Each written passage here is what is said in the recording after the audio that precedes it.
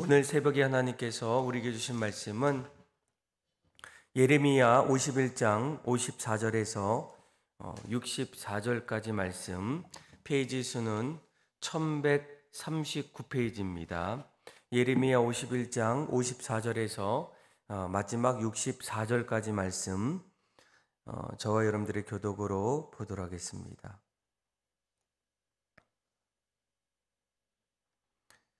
54절입니다. 바벨론으로부터 부르짖는 소리가 들리도다. 갈대아 사람의 땅에 큰 파멸의 소리가 들리도다. 이는 여호와께서 바벨론을 황폐하게 하사 그 큰 소리를 끊으심이로다. 원수는 많은 물같이 그 파도가 사나우며 그 물결은 요란한 소리를 내는도다. 곧 멸망시키는 자가 바벨론에 이르렀느니라. 그 용사들이 사로잡히고 그들의 활이 꺾이도다.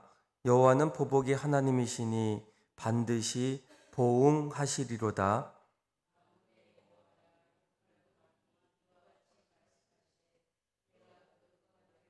지혜 있는 자들과 도백들과 태수들과 용사들을 취하게 하리니 그들이 영원히 잠들어 깨어나지 못하리라. 만군의 여호와께서 이같이 말씀하시니라. 바벨론의 성벽은 회파되었고 그 높은 문들은 불에 탈 것이며 백성들의 수고는 헛될 것이요 민족들의 수고는 불탈 것인즉 그들이 세잔하리라. 마세야의 손자 네리야의 들 스라야가 그 왕과 함께 바벨론으로 갈 때에 선지자 예레미야가 그에게 말씀을 명령하니 스라야는 병창감이더라. 예레미야가 바벨론에 닥칠 모든 재난, 곧 바벨론에 대하여 기록한 이 모든 말씀을 한 책에 기록하고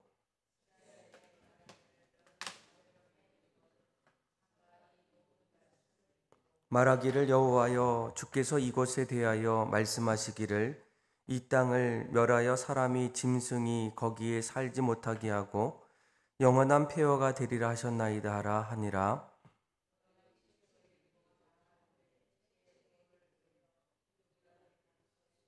같이 읽겠습니다. 말하기를 바벨론이 나의 재난 때문에 이같이 몰락하여 다시 일어서지 못하리니 그들이 피폐하리라 하라 하니라. 예레미야의 말이 끝나니라. 아멘. 예레미야의 말씀은 하나님께서 이스라엘 백성들을 그동안 보시고 그들의 죄악상을 더 이상 견디지 못할 때 이제는 안 되겠다라는 그 마음으로 바벨론을 통해서 이스라엘을 심판하시는 그런 내용이 바로 예레미야의 말씀입니다. 아마 이 말씀을 통해서 이스라엘은 하나님의 심판 또 하나님의 진노가 우리에게 임함을 하나하나 느끼게 되고 다시금 그 자리에서 하나님의 회복과 그리고 이스라엘을 재건하는 그런 말씀 또 예언의 말씀이 바로 이 예레미야의 말씀이에요. 그래서 오늘 예레미야 51장 54절에서 58절이죠. 58절까지 말씀을 보게 되면 이렇게 이 바벨론을 통해서 이스라엘이 심판을 받게 되고 그리고 난 이후에 하나님께서 다시금 이 이스라엘을 심판하게 만드셨던 이 바벨론을 마지막으로 이제 심판하는 바벨론 심판 멸망의 최종 선언의 말씀이 바로 오늘 본문의 내용입니다. 그래서 54절에서 58절까지 말씀을 보게 되면 하나님께서 이 바벨론 그 지역에 파멸의 소리들 또 황폐되어진 일들 그리고 모든 것이 다 멸망되어지는 일들이 일어날 것이다 라고 이렇게 말씀해 주고 있어요. 우리 한번 54절에서 우리 58절까지 말씀 같이 한번 확인해 볼까요? 같이 한번 읽겠습니다. 시작. 바벨론으로부터 부르짖는 소리가 들리도다. 갈대아 사람의 땅에 큰 파멸의 소리가 들리도다. 이는 여호와께서 바벨론을 황폐하게 하사 그 큰 소리를 끊으심이로다. 원수는 많은 물같이 그 파도가 사나우며 그 물결은 요란한 소리를 내는도다. 곧 바벨론 시키는 자가 바벨론에 이르렀으리라. 그 용사들이 사로잡히고 그들의 활이 꺾이도다. 여호와는 보복의 하나님이시니 반드시 보응하시리로다. 만군의 여호와라 일컫는 왕이 이와 같이 말씀하시되 내가 그 고관들과 지혜 있는 자들과 도백들과 태수들과 용사들을 취하게 하리니 그들이 영원히 잠들어 깨어나지 못하리라. 만군의 여호와께서 이와 같이 말씀하시니라. 바벨론의 성벽은 회파되었겠고 그 높은 물들은 불에 탈 것이며 백성들의 수고는 헛될 것이요 민족들의 수고는 불탈 것인즉 그들이 세잔하리라. 아멘. 그러니까 하나님께서 이 바벨론을 어떻게 하십니까? 이제 멸망시키고 그들을 일시적으로 사용하셔서 이스라엘을 심판했지만 결국 하나님께서 그들조차도 보응하시고 또 멸망시키는 일들이 나타날 것임을 우리에게 말씀해 주고 있어요. 그런데 우리가 한 가지 주목해야 될 말씀은 58절의 말씀이에요. 하나님께서 이제 바벨론을 하나하나 멸망시키실 때 우리가 주목해야 될 말씀이 무엇입니까? 58절을 잘 보시면 백성들의 수고는 헛될 것이요 또 민족들의 수고는 불탈 것인즉 그들이 쇠잔하리라 라고 말씀해 주고 있습니다. 아마 우리가 인생을 살아갈 때 인간의 수고는 참으로 중요합니다. 그 수고를 통해서 많은 것들이 발전하고 또 성장되어지는 일들, 아마 문명의 발달 또 발전 그 자리에는 무엇보다도 끊임없는 그런 인간의 수고들이 너무나도 많이 있습니다. 아마 역사가였던 헤로도토스는 이 바벨론이 이제 그 시대를 점점 이끌어갈 때 그들이 쌓았던 성벽, 그 성벽을 이렇게까지 표현하더라고요. 그 성벽 위는 내 필의 말이 끄는 마차가 양쪽으로 달려와도 충돌하지 않는다라는 거예요. 그러니까 엄청난 규모로 이제 바벨론의 어떤 그 나라를 하나하나 세워나가는 그런 모습들이 아마 그 시대에 있게 됩니다. 그런데 오늘 본문에 보면 이렇게 무너지지 않을 것 같았던 이 바벨론, 하나님께서 어떻게 하십니까?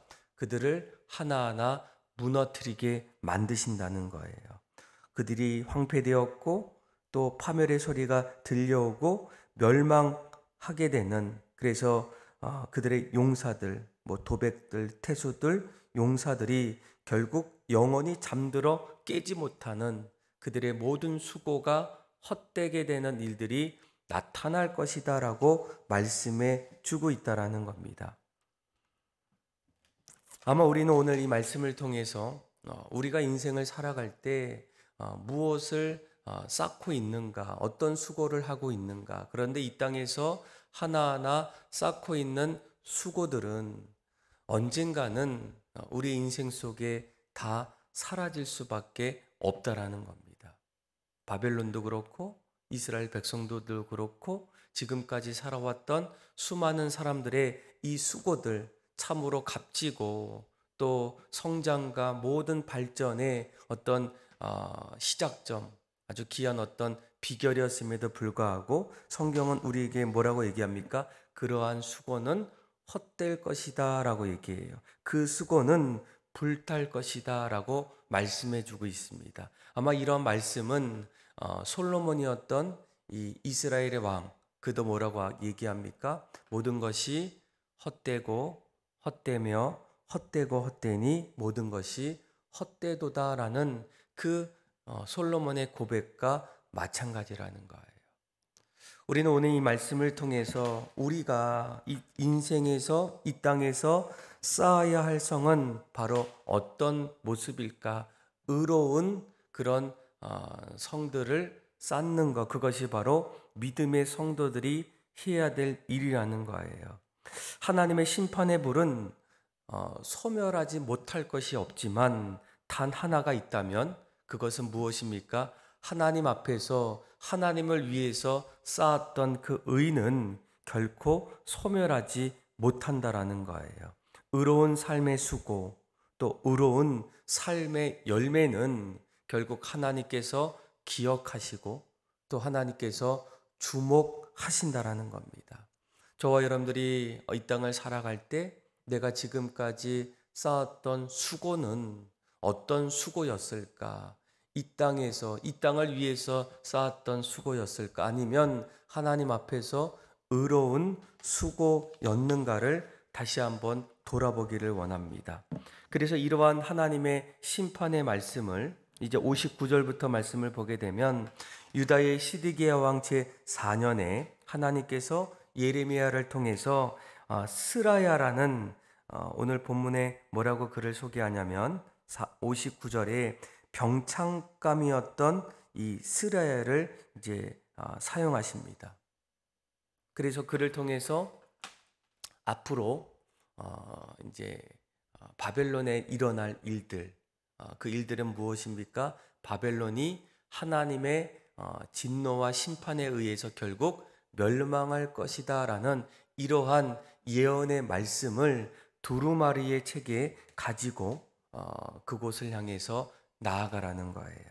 우리 한번 59절에서 64절까지 말씀 같이 한번 읽어보겠습니다. 시작.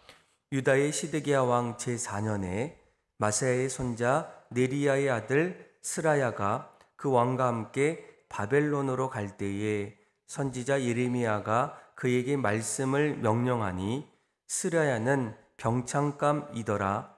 예레미야가 바벨론에 닥칠 모든 재난 곧 바벨론에 대하여 기록한 이 모든 말씀을 한 책에 기록하고 스라야에게 말하기를 너는 바벨론에 이르거든 삼가 이 모든 말씀을 읽고 말하기를 여호와여 주께서 이곳에 대하여 말씀하시기를 이 땅을 멸하여 사람이 짐승이 거기에 살지 못하게 하고 영원한 폐허가 되리라 하셨나이다 하라 하니라. 너는 이 책을 읽기를 다한 후에 책에 돌을 메어 유브라데 강 속에 던지며 말하기를 바벨론이 나의 재난 때문에 이같이 몰락하여 다시 일어서지 못하리니 그들이 피폐하리라 하라 하니라. 예레미야의 말이 이에 끝나니라. 아멘.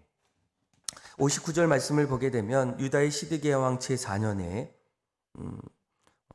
시드기야와 그리고 스레아가 바벨론으로 이제 소환을 받게 됩니다.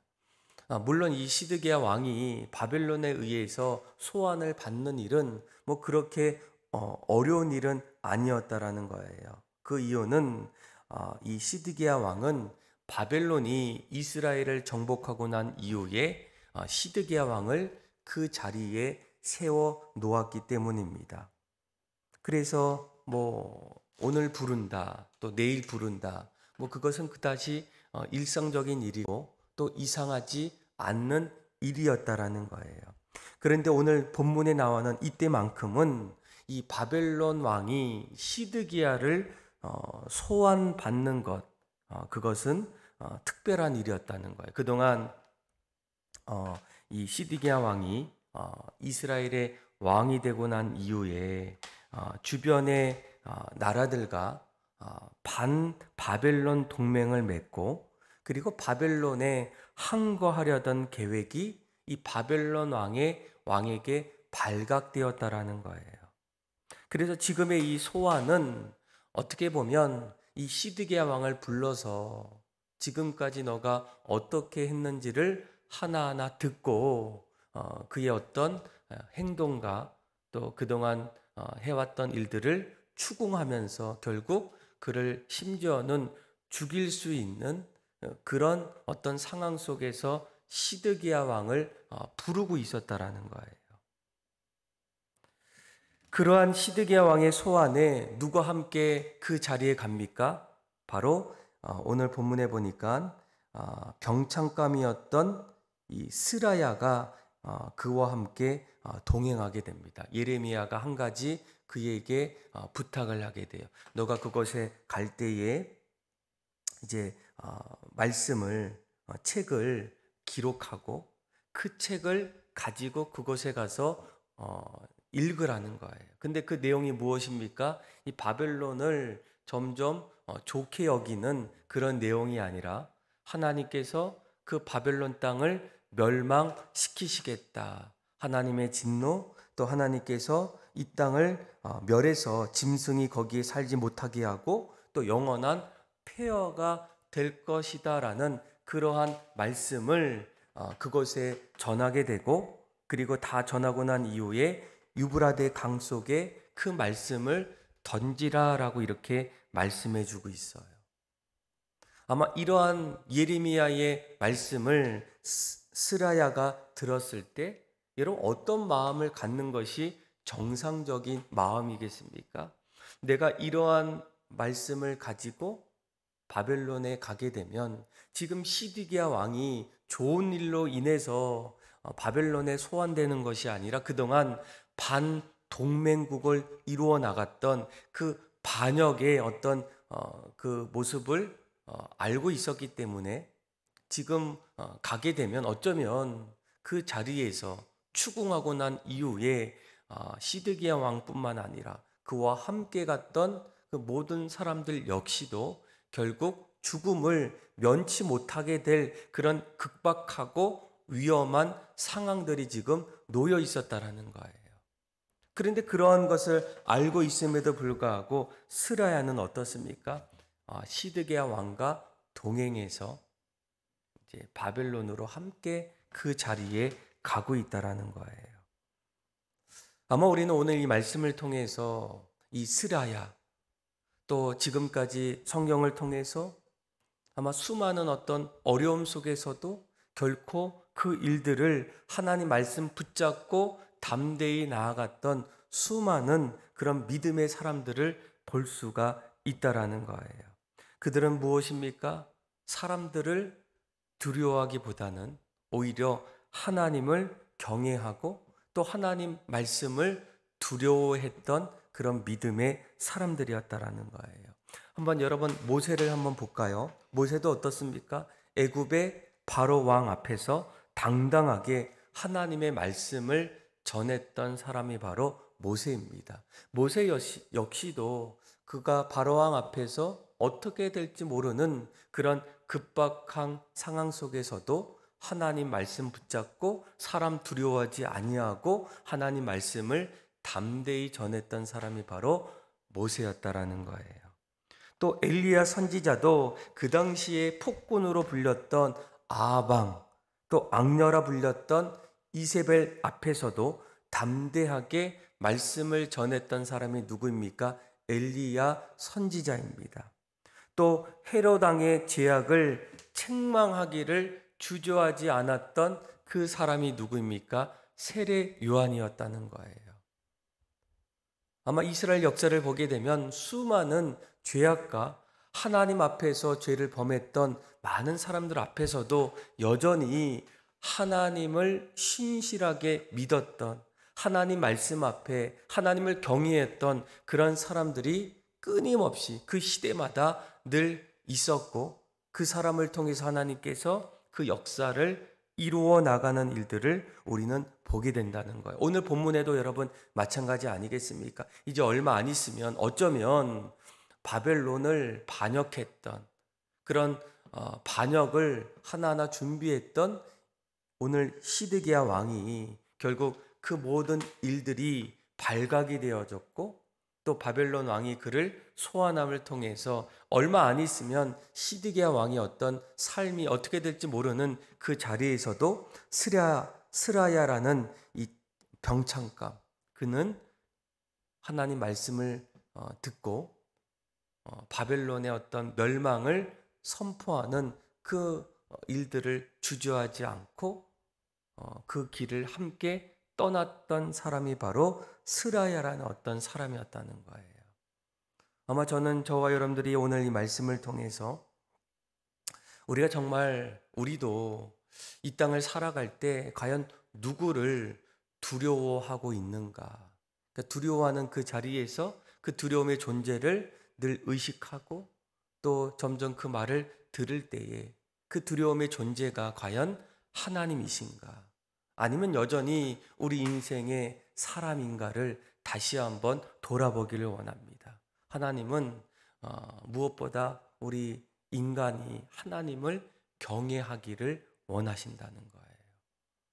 하나님을 경외할 때 우리의 신앙이 올바른 신앙이 되고, 그리고 가야 할 건강한 신앙의 모습으로 점점 나타나지 않겠습니까? 누가 우리를 위해서 갈 수 있을까? 이렇게 외칠 때에 정말 우리가 그 말씀 앞에 순종하고 그 길을 떠나간다면 하나님께서 오늘 스라야와 예레미야를 통해서, 또 모세와 그리고 엘리야와 세례 요한을 통해서 하나님의 일들을 이렇게 하나하나 세운 것처럼 오늘날에도 하나님은 여러분들을 통해서 하나님의 일들을 하나하나 세워나가기를 원하신다는 거예요. 오늘 이 말씀을 다시 한번 기억하면서 기도할 때 무엇보다도 우리가 누구를 정말 두려워하고 있는가? 하나님인가? 아니면 인간인가? 하나님을 두려워한다면 그 하나님 말씀 앞에 우리가 날마다 나아가길 원하고, 또 인간의 어떤 모습을 두려워할 때 오늘 본문에 뭐라고 합니까? 이러한 인간의 모든 수고는 어떻다고요? 헛되다는 거예요. 인간의 수고와 민족들의 수고는 결국 불타는 그런 허망한 일들을 우리가 깨달아서 날마다 주님 말씀 앞에 사라지지 않는 의로운 수고를 통해서 하나님 앞에 영광 돌릴 수 있는 저와 여러분들의 삶이 다 되기를 주님의 이름으로 축원합니다. 기도하겠습니다. 하나님 아버지, 오늘 말씀을 통해서 우리의 삶이 날마다 인간의 수고와 또 민족들의 수고가 언젠가는 헛된 모습임을 깨닫게 하여 주셔서 우리의 인생에 하나님 앞에서 의로운 수고의 삶을 살아갈 수 있도록 은혜 베풀어 주옵소서. 어떠한 상황 속에서도 환경과 사람들을 두려워하지 못하 하나님을 두려워하는, 하나님을 경외하는 삶이 되게 하여 주셔서 우리의 삶이 바람직하고 온전하고 또 하나님 앞에 기쁨이 되는 삶으로 나아가게 하여 주옵소서. 그렇게 우리의 삶을 이끌어 주시고 하나님을 찬양하며 예수님의 이름으로 기도합니다. 아멘.